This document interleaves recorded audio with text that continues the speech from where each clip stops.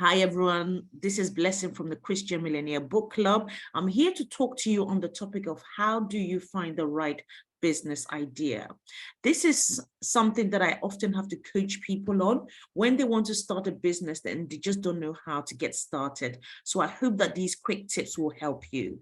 The first way I would advise you can use to find the right business idea for you is to monitor your dreams.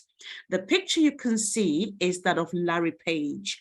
Now, Larry Page, at the age of 22, when he was a graduate at Stanford in the 90s, he was struck in the middle of the night of a vision, and night vision, as the Bible calls it.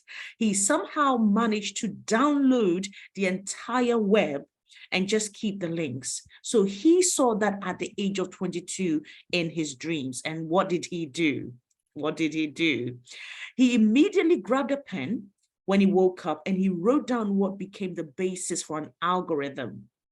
And he used this algorithm to power a new web search engine, which we now know as Google.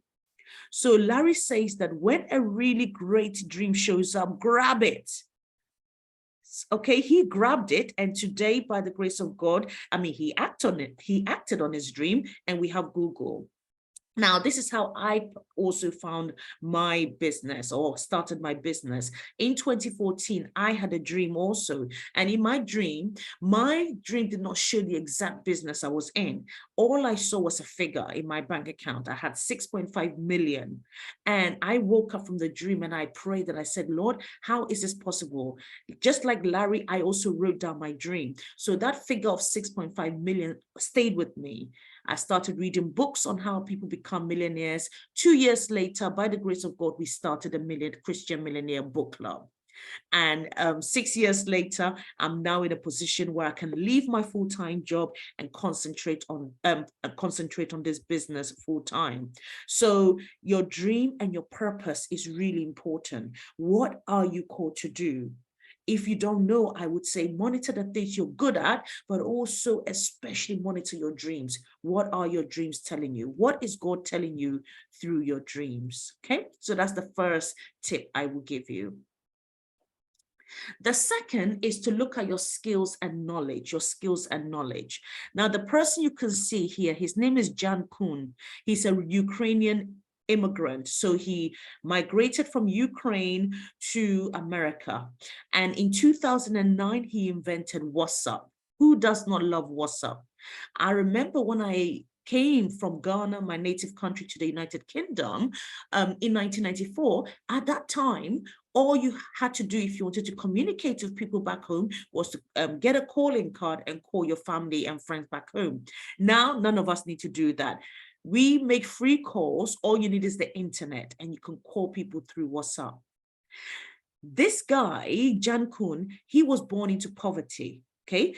However, what he began to do was learning about computers. At age 18, he already had high-level skills.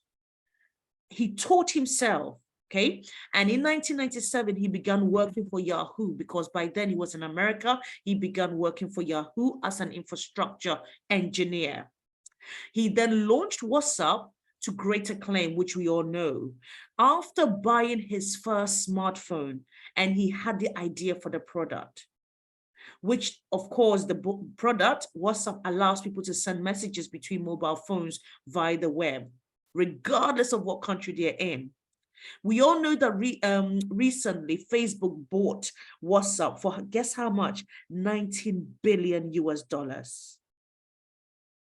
The main thing or reason why he was able to start this business is because he developed the right skills and the right knowledge. He knew the know-how.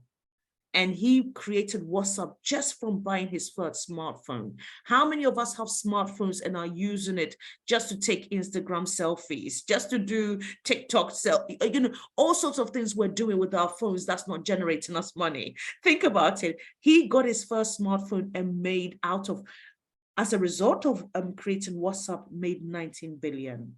So pay attention to your skills and knowledge, because you can develop a fantastic business from that. The next tip I would say is, what is your personal interest? What is your personal interest? As Oprah would say, what's your passion? Now, we all know and love Oprah. She's a talk show host, writer, campaigner. She's won so many awards. Of course, we all know she had a troubled childhood, okay? Now, she started at the age of 19. She was a co-anchor for a local evening news. But later on, what did she do? She became a daytime talk show host and went on to launch her own production company. By age 32 years, Oprah was a millionaire. And by 2000, she had a net worth of 800 million. This made Oprah the richest African American of the 20th century. By 2008, guess what? Her yearly income had increased to 275 million. And by 2014, Forbes claimed that Oprah had a net worth in excess of $2.9 billion. And all of this is because she aligned her work with her passion. She aligned her work with her passion. Okay, what are your personal interests? What is your passion? What is that thing that gets you fired up? Now, what Oprah said at a speech, at the Golden Globe speech, she said, the single greatest wisdom I think I've ever received is that the key to fulfillment, success, happiness, contentment in life is when you align your personality with what your soul actually came to do. She said, I believe everyone has a soul and their own personal spiritual energy. When you use your personality to serve whatever that thing is, you can't help but be successful. Oprah was able to identify her passion and she created a business that was aligned with that.